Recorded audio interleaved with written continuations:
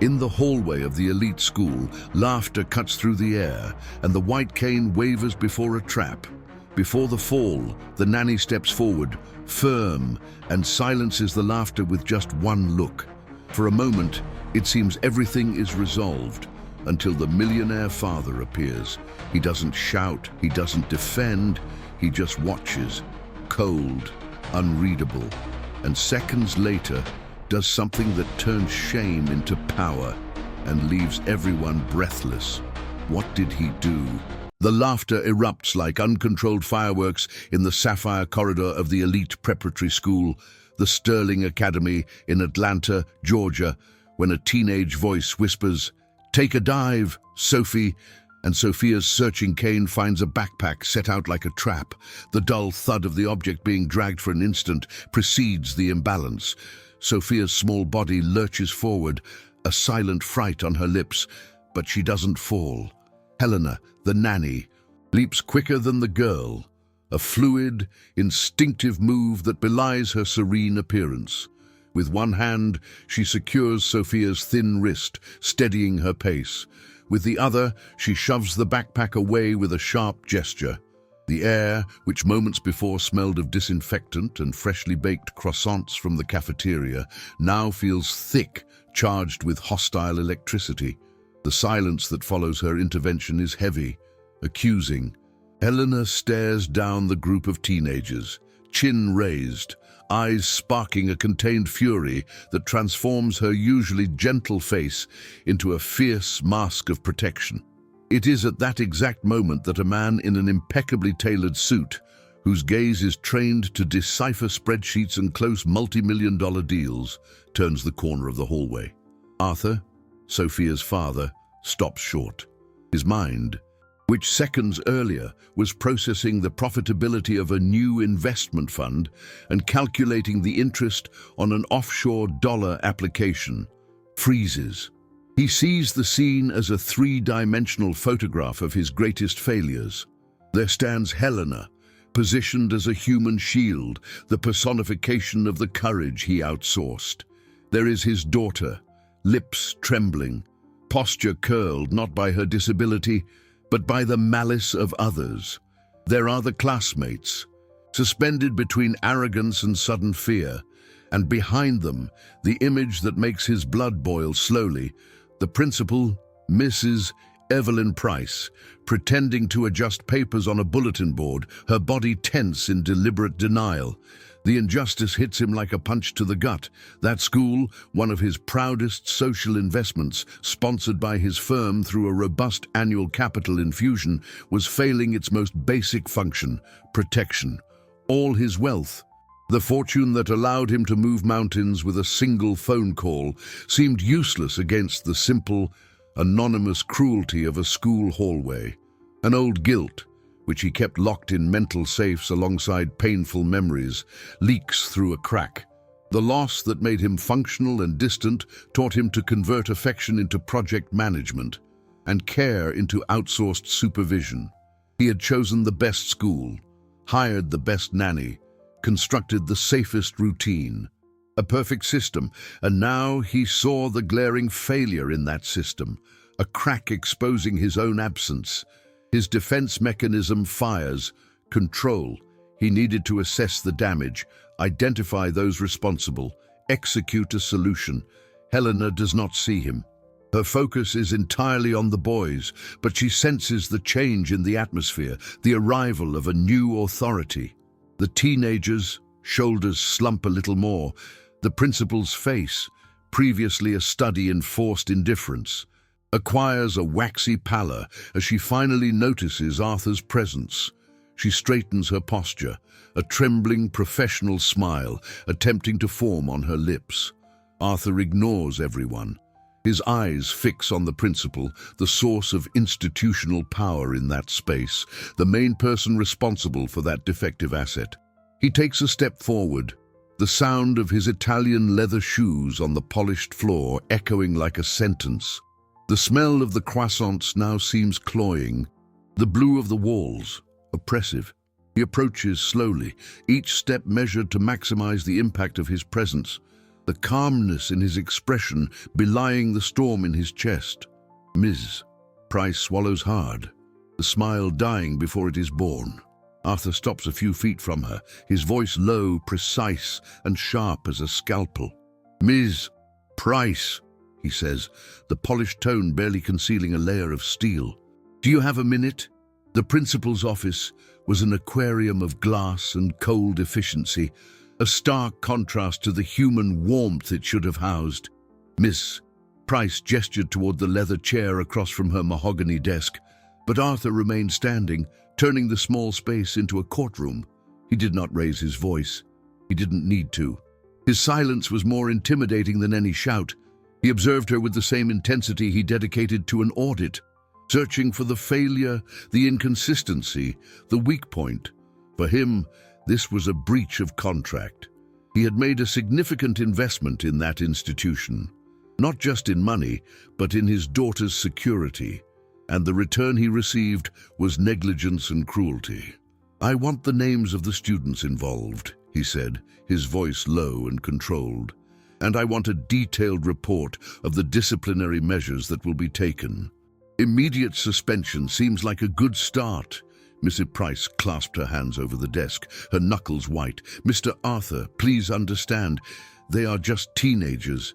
Bad taste pranks, I admit, but—" Arthur interrupted her, not with rudeness, but with the precision of someone cutting off a useless line of reasoning. This was not a prank. It was a deliberate act of humiliation against a child with a disability, an act that occurred under your supervision, that transforms what might be a disciplinary problem into a considerable institutional liability.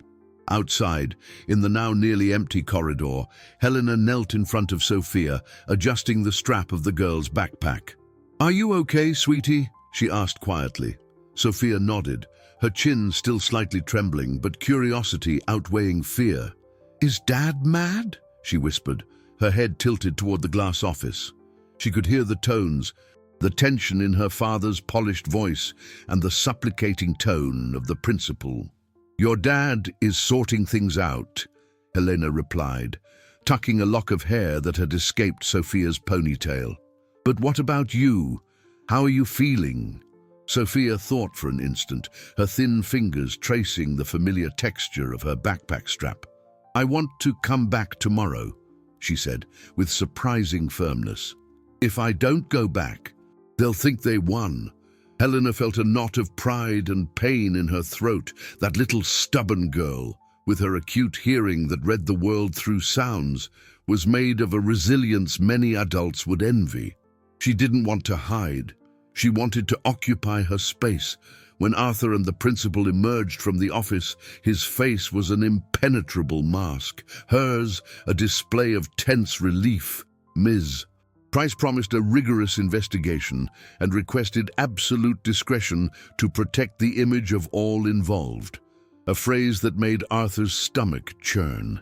In the car, while crossing the perimeter highway, I-285, under a grey, late-afternoon sky, the silence was dense. Sophia, in the back seat, was already immersed in an audiobook, headphones isolating her from the adult world. Arthur drove with firm hands on the wheel, his mind replaying the conversation. The school's evasion, his own contained fury. He glanced at Helena, sitting beside him. She was looking out the window, the urban landscape passing in a blur. "You were very brave back there," he said, his voice softer than intended. "Your reaction was immediate, firm." Helena turned her face to him, her eyes meeting his in the rearview mirror for a second. A minimal, almost imperceptible smile, tinged with irony, touched her lips. "Courage without consequence is just pretty talk, Mr. Arthur." Her words fell into the silence of the car with the weight of a truth he had never considered. He, a man whose entire life was defined by the consequences of his actions, suddenly felt disarmed. She wasn't impressed by his wealth or power. She was pointing to the abyss that existed between her gesture and his responsibility. The spark of that friction illuminated something new between them. A tension that was not merely professional. He remained silent, the sound of fine rain beginning to drum on the windshield, her words echoing in his mind, unsettling his certainties. The apartment door closed with a soft click, isolating them from the outside world, but not from the tension they had brought with them. The smell of rain and wet asphalt clung to their clothes. While Helena guided Sophia to wash her hands, Arthur walked to the wide living room window, which displayed a panoramic view of Atlanta's midtown skyline. The city lights were starting to flicker on, indifferent to the small drama that had unfolded in a school corridor. Helena's phrase, "Courage without consequence is just pretty talk," ricocheted in his mind. He, a man who built an empire on the principle of cause and effect, of investment and return, felt like a novice in the economy of human emotions. His immediate instinct was to resort to his usual arsenal, the phone. He did not call the school. He called his lawyer, a specialist in corporate crisis management. He discussed the incident in terms of reputational risk for his company's sponsorship, mentioning the need to evaluate the legal liabilities of the school's negligence. It was his way of translating his daughter's pain into a language he dominated. Business, capital, calculated action to protect his assets, with Sophia being the most precious one. In the kitchen, Helena prepared a glass of warm milk with honey for Sophia. She moved with deliberate calmness. The sound of cabinets opening and closing was soft, a counterpoint to the silent storm emanating from the living room. She was not naive. She knew how these stories usually ended. The money and influence of men like Arthur were double-edged swords. They could cut injustice at the root, or they could prune the weaker branches to preserve the tree. And she knew which side of the pruning shears she was on. Her resilience was born not of innocence, but of experience. Early on, she had learned to be practical, to lower the volume of her own desires to fit into the spaces allowed to her. That episode at school was not new, just a variation on an old theme, the powerful preferred silence over disorder. And the bill for that silence was almost always paid by those with the least to lose. Her jaw subtly contracted. This time, however, it wasn't about her, it was about Sophia. And for Sophia, she was willing to be the disorder. The jarring ring of Arthur's personal phone broke the stillness. He looked at the caller ID and his expression tightened further. Madeline, his ex-fiancée, the woman who represented everything polished, superficial, and socially strategic in his world. "Arthur, darling," her voice was velvety, perfectly modulated. "I'm calling because of an unpleasant rumor that reached my ears. Something about an incident at the school today, involving Sophia." Arthur felt a chill. News in that circle traveled faster than stock market quotations. "It wasn't a rumor, Madeline. It was a fact." He heard her slight pause. "Of course, but you know how things are. I'm organizing the spring gala, and the school's image is critical to attracting donors. Any scandal could compromise months of work. The principal assured me the situation is under control. From what I heard, the nanny had a reaction that was a bit exaggerated. No." The venomous insinuation hung in the air. The fault wasn't with the aggressors, but with the reaction of the defender. It was the perverse logic of privilege. Arthur felt a wave of revulsion. Madeline's world, with its carefully maintained appearances and aversion to inconvenient truth, suddenly seemed a sterile place. He looked through the kitchen doorway and saw Helena sitting at the table with Sophia, the two laughing quietly at something the girl was saying while her fingers danced over a braille page. That scene contained a richness that Madeline's net worth could never buy. "Helena's reaction was the only decent thing that happened in that corridor today," Arthur said, his voice sharp. "And the situation is not under control. It's just beginning." He hung up before she could reply, his heart pounding against his ribs. He walked to the kitchen, stopping at the entrance. Helena looked up, her questioning eyes meeting his. In that instant, he knew he could no longer manage this crisis from a distance. He needed to be there. He needed to be the consequence her courage demanded. "Helena," he said, his voice firm with new resolution, "tomorrow I'm taking you both to the school, and I'm going in with you." The next morning dawned gray and damp, the Atlanta sky seeming to mirror the atmosphere inside the luxury sedan that slid silently through the streets. Sophia, sitting in the back seat, was quiet, but it was not the silence of fear. It was a concentrated stillness, like that of a musician tuning her instrument before a concert. She ran her fingers over the pages of a braille book, but her ears were alert, catching her father's tense breathing at the wheel and the calm rhythm of Helena's heart, which seemed like a metronome of serenity beside her. Arthur held the steering wheel tighter than necessary, his knuckles white. He was accustomed to walking into boardrooms where multi-million-dollar deals were sealed, where his presence redefined the balance of power. But walking into a school hallway felt infinitely more terrifying. Here, his vast wealth was an awkward, inadequate tool. He couldn't buy respect for his daughter, nor could he fire teenage cruelty. This was a different kind of business, with an emotional cash flow he was only just beginning to comprehend. As they stopped in front of the imposing facade of the school, Arthur's presence caused an immediate ripple. Mothers in designer workout clothes stopped talking. Fathers reading stock market news on their phones looked up. He wasn't just a father. He was the patron, the billionaire whose name was etched on a bronze plaque in the lobby. He opened the door for Helena and Sophia, a gesture of chivalry that felt strangely formal, yet deeply personal. He reached for Sophia's backpack, but Helena gently intervened. "She likes to carry her own backpack. It's part of the routine." He drew back, feeling clumsy, an intruder in a ritual that didn't belong to him. He watched as Helena unfolded Sophia's cane, the sound of the segments clicking into place with precise cadence. Their hands almost touched in the process, and for an instant, the world seemed to shrink to that small space between their fingers, charged with an electricity that had nothing to do with the tension of the moment. The sapphire corridor looked longer and narrower than the day before. Sophia walked between them, the tip of her cane tracing the floor with a steady rhythm.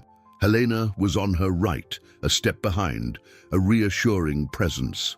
Arthur walked to the left, his imposing figure creating an invisible shield. When the group of teenagers from the day before appeared at the end of the corridor, their laughter died in their throats.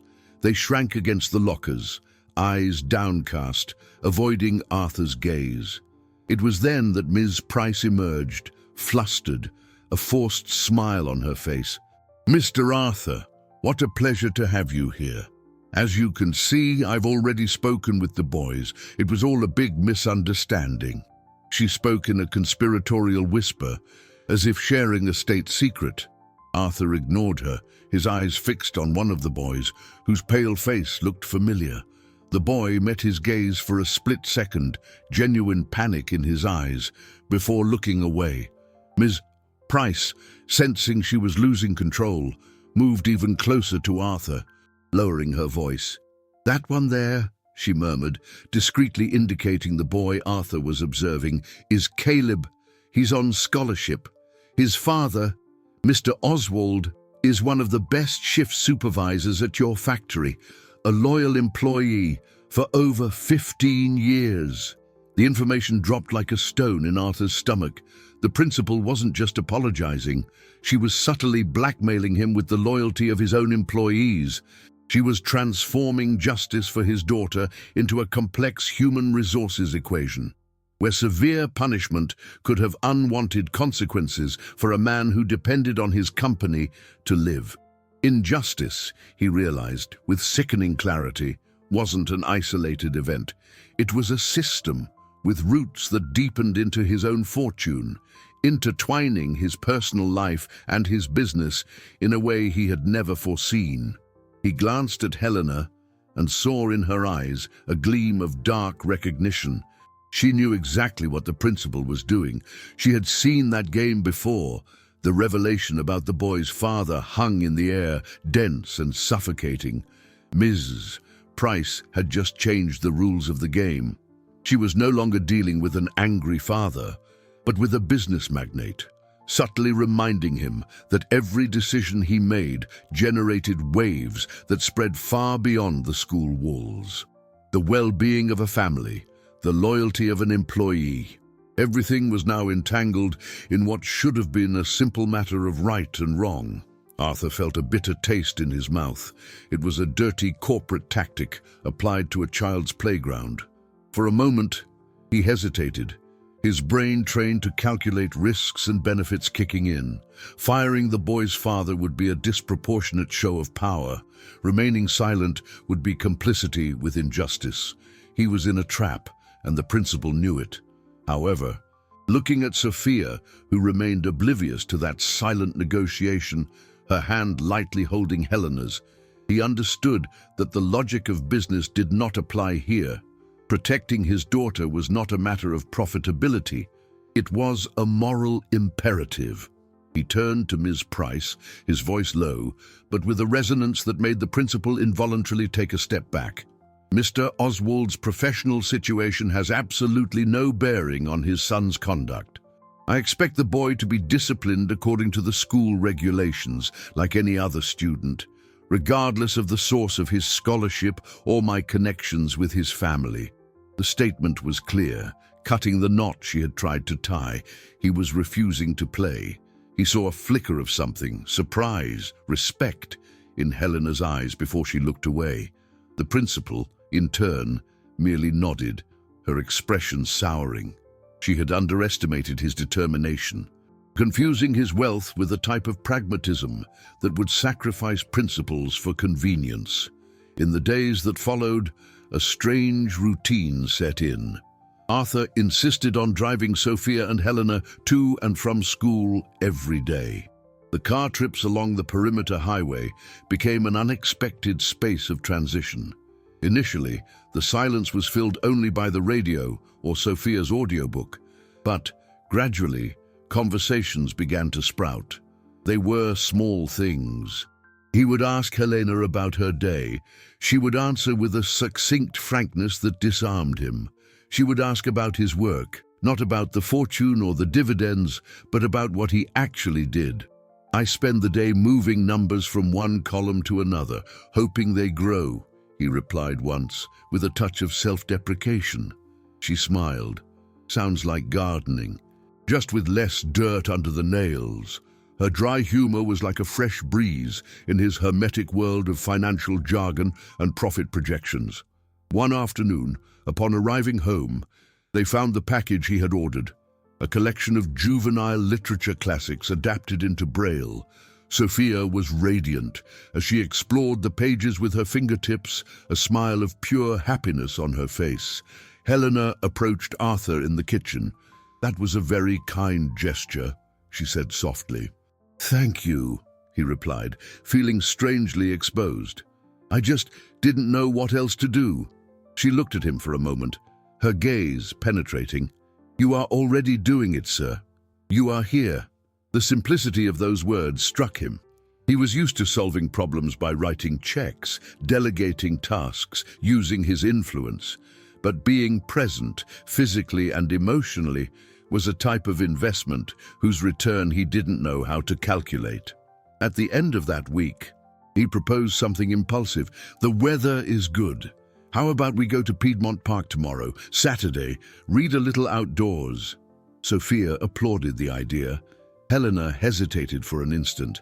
An outing outside the scope of her duties, an invitation that hung dangerously on the border between the professional and the personal. But Sophia's look of expectation was irresistible. "I think that would be wonderful," she finally agreed. As he watched the two of them, Arthur felt a pang of something he hadn't felt in a long time. It wasn't the pride of a successful business or the satisfaction of a growing net worth.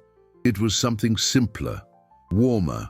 It was the beginning of a dangerous and undeniable feeling of belonging. He was building something there, in the space between him, his daughter, and the woman who protected her, something that none of his assets could quantify, but which, suddenly, seemed to be the only thing that truly mattered. Piedmont Park on a Saturday afternoon was a vibrant mosaic of Atlanta life. The noise of the fountains mixed with children's laughter and the distant sound of a street saxophonist, Arthur, who usually saw the city from the heights of his office or through the bulletproof glass of his car, felt like a stranger in his own town. He spread a large blanket over the grass, near the tall oak trees, a gesture that felt foreign to his hands, more accustomed to holding Mont Blanc pens than shaking sand from fabric. Sophia sat down immediately, her head tilted up, her face turned toward the canopy. "You can tell where the wind comes from by the sound of the leaves," she said, with the naturalness of someone reading a newspaper headline. "The oaks make a different sound."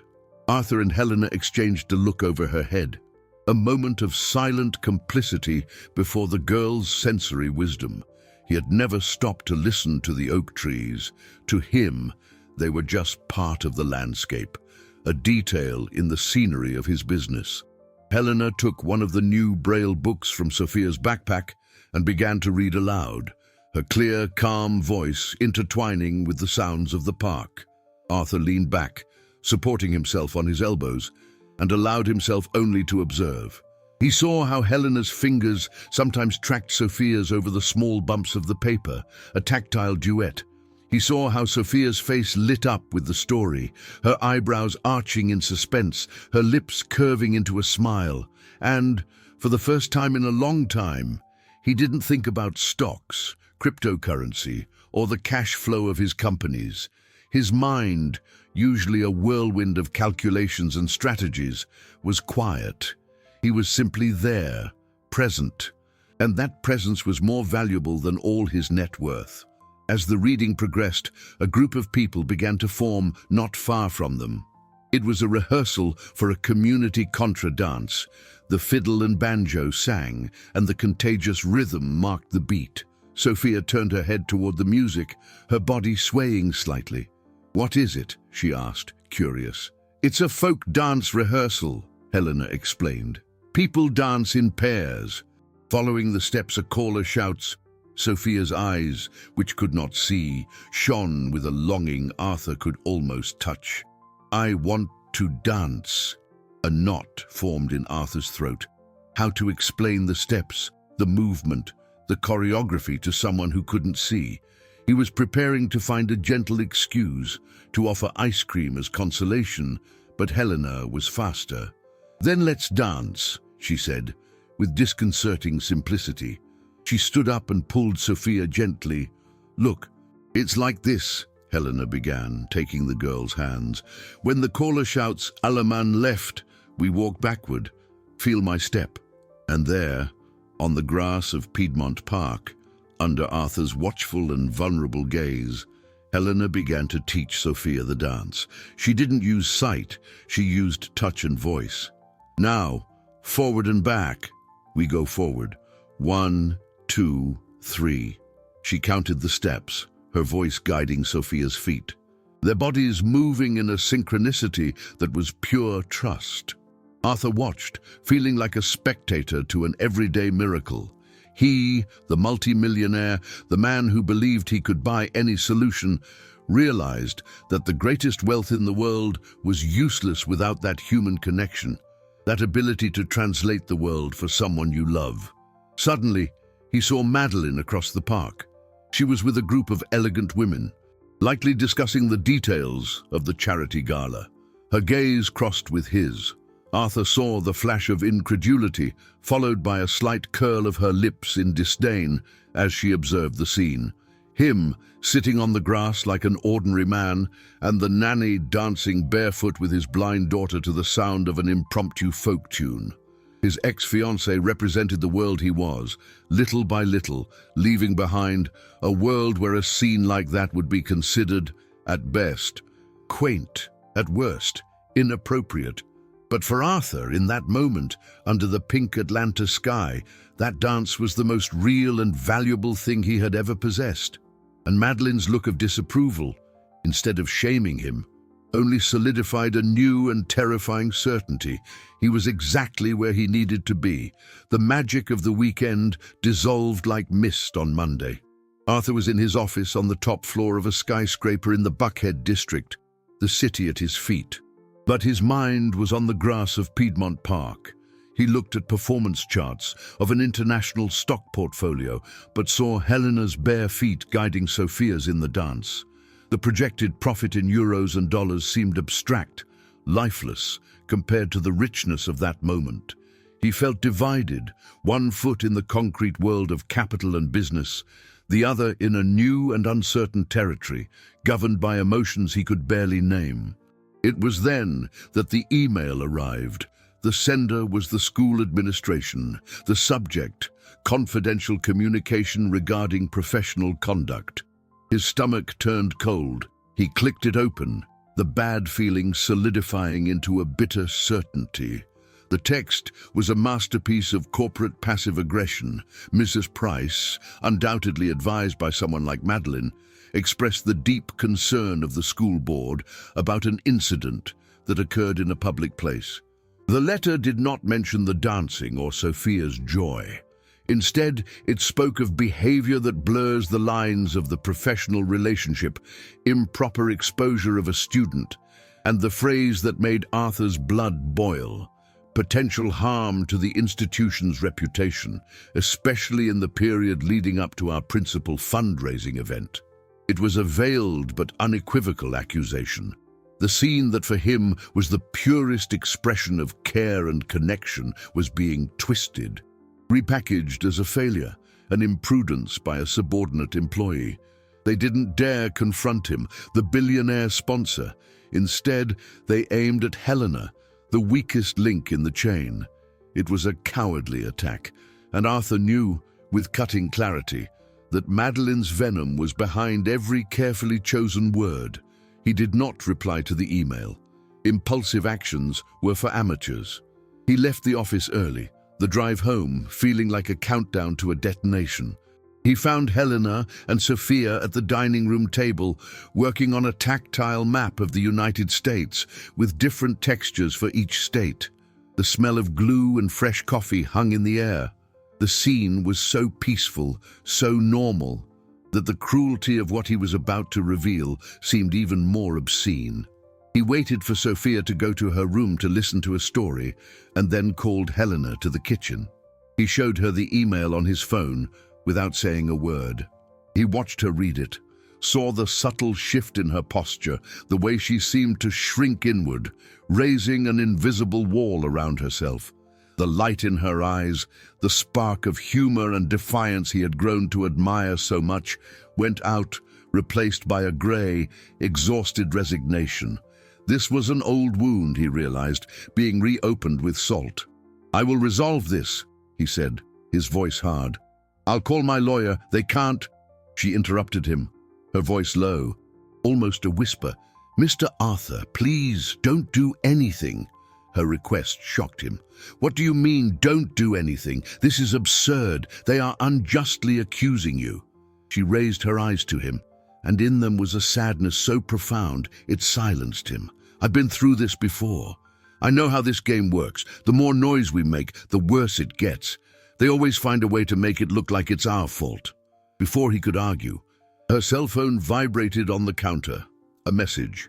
She looked at the screen, and her face lost the little color it still had. She turned the device toward him, her hand trembling slightly. It was a notification from her employment agency app. Subject: emergency meeting. We have been notified by the school about a serious breach of protocol. Your presence is required tomorrow at 9 a.m. East to discuss appropriate measures, including the possible termination of your service contract. The hum of the refrigerator in the kitchen suddenly seemed deafening, filling the vacuum left by the agency notification. The message on Helena's phone was a sentence, cold and digital. Arthur's world, built on the premise that money and influence could erect any protective barrier, collapsed in that instant. His assets, his resources, his entire net worth seemed like a pile of useless paper in the face of that cruel bureaucracy. "This is unacceptable," he said, his voice sounding like grating metal. He picked up his own phone, his fingers already moving by instinct. I know the owner of that agency. We dine at the same club. One call and this will be resolved. It was his defense mechanism, his automatic response to any crisis. Activate his network, leverage his social capital, apply top-down pressure. He viewed the problem as a hostile negotiation that could be won with the force of his name and fortune. No. Helena's word was low, but it cut him like glass. He stopped, his finger hovering over the contact on the screen. Please, Mr. Arthur, don't call. There was a plea in her voice, but also an unyielding strength. You don't understand, she continued, her gaze fixed on the granite counter. If you call, you will confirm everything they are saying, that I am an opportunist, that I am using your daughter to get something. They won't fire me, no, they will do worse. They will keep me, but under a microscope, waiting for the first mistake. They will turn me into an example. You will save me today, but you will destroy my reputation forever. For people like you, even help can be a way to crush. The blow was precise, aimed directly at his pride and good intentions. He, who saw himself as a protector, was viewed as a threat. His help was a liability, not an asset. Frustration flooded him, a hot wave of helplessness. Then what am I supposed to do? Sit back and watch while they crucify you for being good to my daughter? The anguish in his voice was genuine. He was out of his element, disarmed. All his tools, power, business, the inheritance of a lifetime of financial victories were useless. This is my fight, Mr. Arthur, she said, finally meeting his eyes. In them was the history of 1,000 silent battles. It always has been. Then she took a deep breath, as if to tear something painful from within herself. This isn't about what happened at the park on Saturday. It's about something much older. Miss Price, she's not just the principal. She was the disciplinary inspector when I attended this same school, on scholarship, 15 years ago. Arthur felt the floor drop out from under him. The pieces of the puzzle rearranged in his mind, forming a horrible image. Helena, a scholarship student. The same school, the same woman in power. What happened? He asked, his voice barely audible. Helena gave a humorless smile, a scar of memory on her face.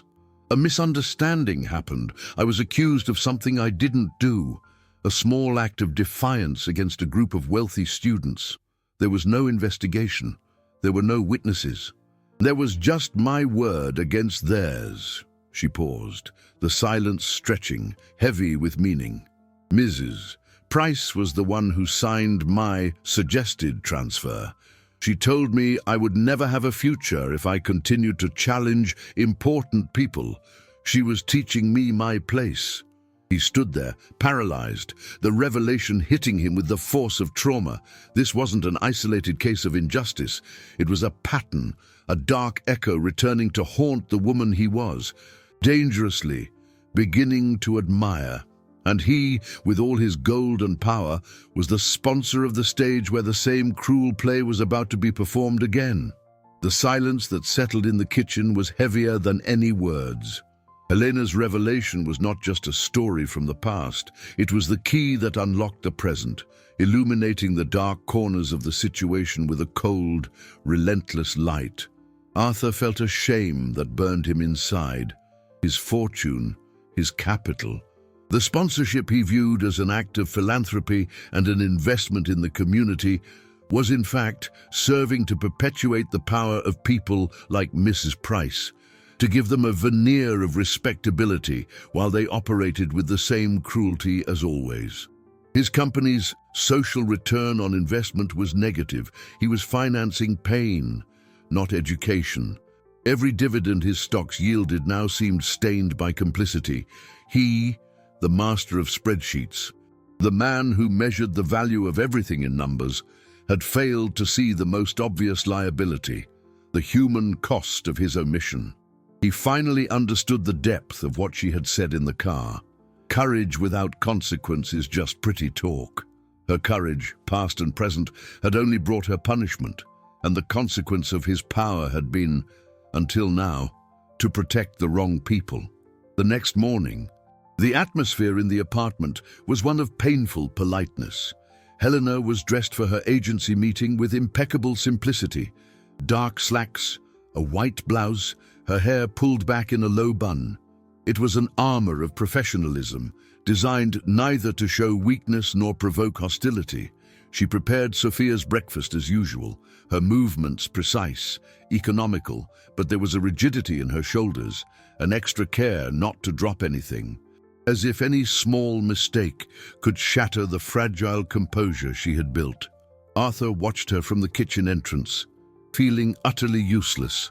He wanted to say something, anything, that he would fight for her, that he wouldn't leave her alone.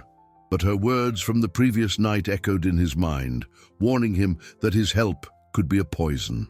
Sophia, with her keen sensitivity to invisible emotional currents, noticed the tension. "Why is everything so quiet today?" she asked, her head tilted. "It sounds like the house before a big storm." Helena forced a smile, her hand resting gently on the girl's shoulder. "It's just a lazy morning, sweetie. Sometimes silence likes to drink coffee too." Arthur felt his chest tighten. He needed to do something, but he couldn't use his usual weapons. So he resorted to the only one left, information. While Helena said goodbye to Sophia with a prolonged hug and left for her meeting, he locked himself in his office. He did not call the agency owner. Instead, he scoured his digital files, looking for the school's original sponsorship contract. He read every clause, every annex, looking for a loophole, a tool he could use. He found an old, almost forgotten clause that vehemently prohibited any kind of scandal or misconduct involving employees linked to scholarship students. Under penalty of review of the sponsorship agreement, it was a double-edged sword. The school could use it against Helena, but he could also use it against the school. For the first time in hours, he felt a spark of hope, the familiar sensation of having found a strategic advantage. It was then that his cell phone rang. It was an unknown number. He answered, hesitant. "Mr. Arthur, this is Claudia from the caregiver agency. I know I shouldn't be calling, but I feel obligated to inform you." The woman's voice was low, hurried. "Helena's meeting is over. The school sent a complete dossier. The agency board decided to avoid issues with such an important corporate client. They not only rescinded Helena's contract, but placed a note in her file. A note classifying her as high-risk profile, with tendencies toward insubordination and creating conflicts with employers. Mr. Arthur, with that note, she will never get a decent job in this field in the city again. They froze her out. It's a perfect injustice." The phrase, perfect injustice, echoed in Arthur's mind, embedding itself like a shard of glass. Perfect in its design, its execution, its inescapable cruelty. The machine he had helped lubricate with his money and prestige had worked as expected. It ground down the most vulnerable person and protected the institution.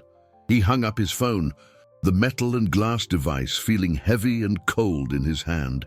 A glacial fury, very different from the hot anger he had felt in the school hallway, took hold of him. This was an impotent fury. He was a billionaire in a gilded cage, capable of buying companies and influencing markets, but incapable of rewriting a slanderous note in an honest woman's file. Any move he made now, any show of force, would only validate the lie the school and agency had constructed, that Helena was a social climber who had manipulated him. They had anticipated his moves, using his own wealth against him. When the apartment door opened, he was standing by the window, looking at the city without seeing it. Helena entered. She didn't need to say a word. The result of the meeting was stamped on her posture. There was a stillness about her, an absence of color and light that was more desolate than any tear. She placed her bag on the sideboard with excessive care, as if the object were fragile and might break. Her eyes avoided his. Without a word, She walked toward Sophia's room. That was her refuge, the only place where the outside world could not reach her. Arthur watched her go, every step a silent accusation. He waited a few minutes, his heart beating an uneven rhythm against his ribs, and then followed her. He found her sitting on the edge of Sophia's bed, who was lying down listening to an audiobook with her headphones. Helena was just watching the girl, her hand hovering inches from Sophia's back, as if hesitant to touch. "Helena," he began, his voice quieter than intended.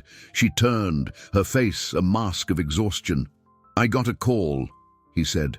"I know what they did." A shadow of surprise crossed her eyes, followed by the same resignation as before. "Then you know it's over." "No, it's not over," he retorted, the urgency growing in his voice. "I have a solution, a logical solution." He approached, the executive brain taking over, trying to transform the emotional disaster into a manageable problem. "I'm going to temporarily relocate you, with full salary, of course, a bonus for the inconvenience. You take a vacation, let the dust settle. In the meantime, I'll resolve things behind the scenes. Without linking your name to mine. When it's safe, we'll find you a new placement somewhere better." He presented the plan as he would an investment strategy, focusing on risk mitigation and optimizing results. He genuinely believed he was offering protection, a safe harbor. Her reaction was immediate and visceral. She stood up, her eyes flashing with a pain he had never seen before. "Relocate. Let the dust settle." She repeated his words as if they tasted bitter. "That's not a solution, Mr. Arthur. It's a paid silencing. It's the same thing they always do." Her voice trembled, not from weakness, but from a contained fury. "I am not a problematic asset to be shelved. I am not an item on your balance sheet that needs to be depreciated in silence. Don't you understand? It's always like this. When the powerful want silence so as not to stain their image, ordinary women pay the price. And you, with all your money and your good intentions, just handed me the envelope with the payment." He recoiled as if slapped, wounded in his pride, in his genuine attempt to help. Her words opened a chasm between them, a chasm that seemed insurmountable. The chasm that Helena's words opened between them solidified into a dense, cold silence over the following days. Arthur, wounded and confused, retreated to the only territory where he still felt competent: work. He threw himself into his activities with a ferocity he hadn't felt in years, as if he could fill the void in his chest with numbers and profitability charts.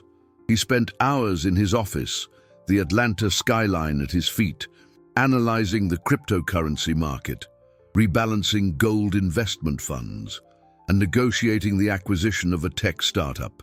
He converted pain into productivity, despair into cash flow. But at night, in the silence of his apartment, the fortune he accumulated seemed to mock him. Every dollar, every euro, every Bitcoin in his digital wallet was another brick in the wall separating him from the two people who mattered.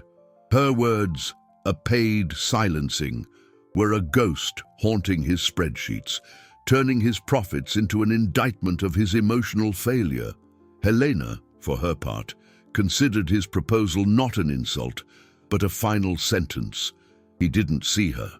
He saw a problem to be solved with the resources he possessed.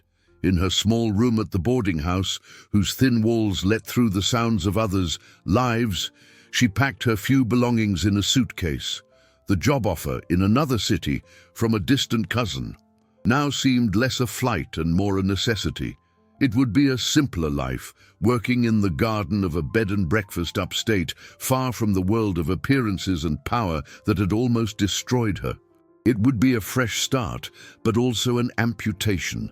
Leaving Sophia would be like tearing out a part of herself, the part that had rediscovered the ability to laugh and to feel genuinely needed and loved. The epicenter of that fracture, however, was Sophia. Without understanding the words exchanged, she grasped the essence of the loss.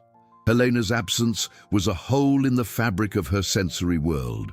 The new temporary caregiver, a kind and professional woman hired by Arthur, had a different smell, a different rhythm of steps, a voice whose timbre did not bring the familiar comfort. Sophia became ill, but not with a fever. It was a sickness of the soul, a longing that manifested in her body. She refused to eat properly. She spent the days lying down, quiet, her headphones broadcasting stories she no longer seemed to hear, and, most alarming of all, she refused to go out. When the new caregiver tried to take her for a mobility lesson in the building's garden, Sophia shrunk away. "No," she said, her voice small but firm. "I don't know how to walk with you. I only know how to walk with Helena." Arthur, arriving home to find his daughter pale and listless, felt a panic that no stock market crash had ever provoked. He tried everything. He offered gifts, promised trips, bought every audiobook she could desire. But his currency, money, had no value in the realm of Sophia's pain. He sat beside her on the bed, holding her inert little hand. "Honey, what can I do to make you feel better?" Sophia turned her face toward him, her sightless eyes seeming to look directly into his soul. "Courage needs consequence, Daddy," she whispered, repeating the words she had overheard from Helena. "You both stopped being brave." The blow was devastating. His daughter's innocent wisdom brutally exposed his failure. He hadn't been brave. He had been a coward, trying to buy a solution instead of fighting the right way. And by doing that, he had not only driven Helena away, but had broken his own daughter's spirit. The rain that began to fall over Atlanta that night was cold and persistent, a perfect reflection of Arthur's state of mind. He didn't return home after work.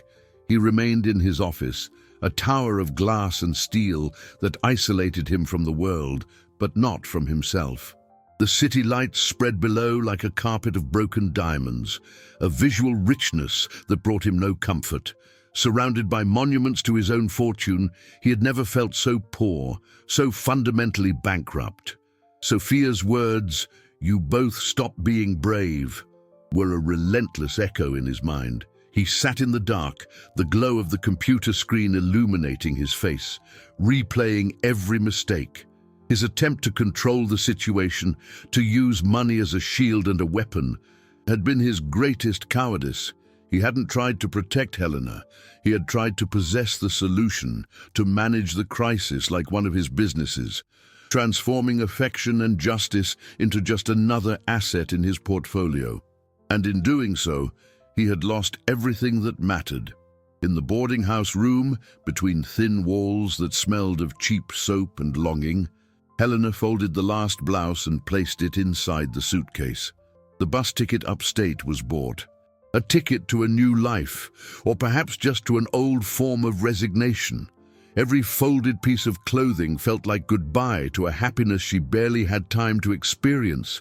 The image of Sophia, her laughter, the feeling of her small fingers reading the world through hers, was a physical ache in her chest. She was doing what she had always done, withdrawing, disappearing so as not to cause more trouble. It was the survival mechanism she had learned at that same school. So many years ago, it was safer to be invisible. It was then that both their cell phones vibrated, miles apart, yet in perfect sync. It was a notification from an audio messaging app that Sophia used to communicate with her grandparents. A new recording had been posted. Arthur clicked it open, his heart tight. Helena paused, a shirt in her hand, her brow furrowed in worry, and pressed play. Sophia's voice filled the silent office and the small boarding house room. It wasn't a tearful or weak voice. It was small, but firm, clear as a bell. "Daddy, Helena, I know you're not talking. The house is too quiet. I recorded this because I learned something from both of you. Helena told me that courage without consequence is just pretty talk, and Daddy showed me that we have to fight against wrong things. But I think I learned something else. I learned that courage needs a good consequence. And I don't want the consequence of your courage to be staying away from each other. Please don't fight against each other. The lady at the school already won if you do that." There was a short pause, the sound of the girl's breath. Fight together. The world shrank, leaving only the sound of that voice. In the empty office, among piles of contracts worth millions, Arthur felt the tears he hadn't cried in years burn in his eyes. The strategy, the plan, the solution were not in the numbers or the influence. They were in those simple words, together. In the boarding house room, Helena sat on the bed, the half-open suitcase forgotten at her feet. The walls she had built around her heart cracked. Sophia's voice was not a request. It was a call, a summons. It was the consequence she hadn't foreseen, the unconditional love that refused to accept her as a silent victim, the fear of being a fleeting whim, the pain of being seen as a problem, all became smaller before that overwhelming truth. Arthur looked out the window at the rain-soaked city. For the first time, he didn't see an empire to be managed, but a place to live, to fight. He picked up his phone. His thumb moved with a certainty he hadn't felt in days, finding her contact. The phone rang once, twice, 3 times. Across the city, Helena looked at the screen, his name glowing in the dark. Her hand trembled as she answered the call. The phone conversation didn't end with a plan, but with a silent promise of a truce. After hanging up, Arthur spent the dawn awake, not in his office, but driving aimlessly until he stopped by the shore of Lake Lanier. Under the concrete gaze of the modern chapel, he finally understood the nature of his internal conflict. His love for his daughter was genuine, but his method was that of an asset manager, not a father. He had turned affection into a project of control, and the result was a colossal emotional liability. At sunrise, with the pale light spreading over the water, he made a decision that was not aimed at profit or profitability, but aligned, for the first time, his values and his actions. The first call he made was not to Helena, but to his lawyers. The order was irrevocable: terminate the contract with the partner who had threatened to withdraw resources, citing a fundamental divergence in business ethics. The second action was a press release. He was announcing the creation of an inclusion fund for public and private schools in the city, reallocating significant capital from his personal investments to finance the project. His ex-fiancée, Madeline, called furious. "You are mixing personal life and business. You're going to destroy your net worth," he replied with a calm he hadn't felt in years. "For the first time, Madeline, I am ensuring my net worth has some real value." He then invited Helena to a formal meeting, not in his apartment, but at a neutral coffee shop in the Ponce City market, amidst the noise of real city life. There, he formally offered her the position of coordinator for the community division of the fund, with total autonomy and a salary that recognized her expertise, not her need. Helena listened to him, her eyes scrutinizing his, searching for the trap. She accepted, but with one condition: the fund's first initiative would be the hiring of mobility instructors and the creation of an inclusive reading club at the old school. When the contract arrived, drafted by lawyers, she sent it back. A clause prohibited her from publicly discussing the events that led to her termination. "I don't sign gag orders," she told him. Arthur, without hesitation, had the document rewritten, removing any constraints. At the school, Ms. Price attempted one last card, blocking Sophia's return with a new bureaucratic requirement. But the tide had turned. The literature teacher, inspired, presented the board with a dossier of all the neglected requests for student support the principal had ignored for years. The student who had filmed the hug, along with others Helena had discreetly helped, organized a petition calling for a more welcoming environment. News of Arthur's fund spread, and the group of parents of children with special needs, feeling empowered, demanded transparency and participation. Pressured by the city watching, the school conceded, creating a committee with family participation. The victory was not silent. It came at a cost to everyone. That rainy night, they met in his apartment, the smell of fresh coffee mixing with damp earth. The air was charged. It was she who spoke first, her voice low, confessing the fear that haunted her. "I'm afraid of being a fleeting whim, a good cause a rich man embraces for a while and then discards." He faced her, his eyes reflecting the pain of her honesty. "And I learned that I am an expert at adding companies and subtracting people. Without you, I would have continued building a fortune while my life became a desert." Then he shared the final revelation, the piece that fit everything together, which he had learned from the literature teacher. It wasn't the student who had the idea to film, Helena. It was Sophia. She asked him to film something beautiful that day, because she wanted to prove to me that courage existed. Everything made sense. His decisive action then was simple and irrevocable. He stepped closer, not to hug her, but to stand by her side. "I don't want to save you. I invite you to walk beside me, at home, in the project, in life, with the promise that our affection will be public and responsible." A month later, the school courtyard filled with the colors and sounds of the community harvest festival. Colorful banners fluttered in the wind. The smell of roasted corn and funnel cake mingled with the scent of field flowers decorating the stalls. The new balance was established without silly euphoria, but with the solidity of a well-built foundation. Sophia entered the courtyard, no longer flanked like a fragile treasure, but walking with an inner confidence. Her cane traced the cement floor as if signing her own path, a mark of independence. One of the boys who had laughed at her before, Caleb, Mr. Oswald's son, approached. "Hi, Sophia. Want help finding the ring toss booth? My mom is there."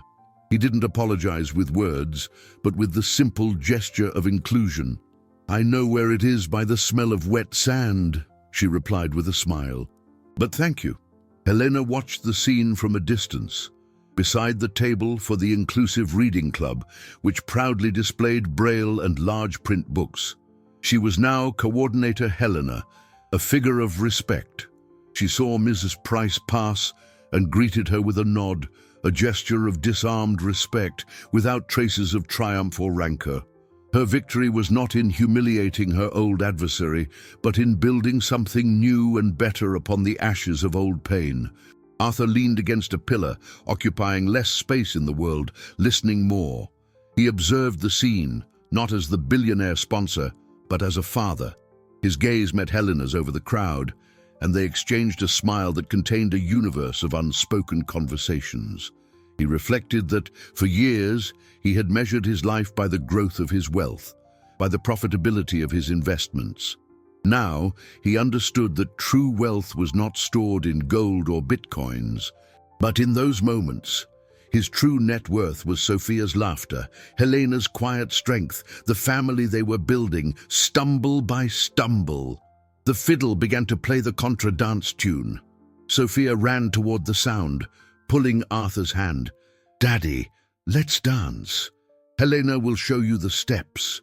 He, who in his entire life had only danced the calculated steps of business ballrooms, let himself be led. In the circle, awkward and out of rhythm, he laughed.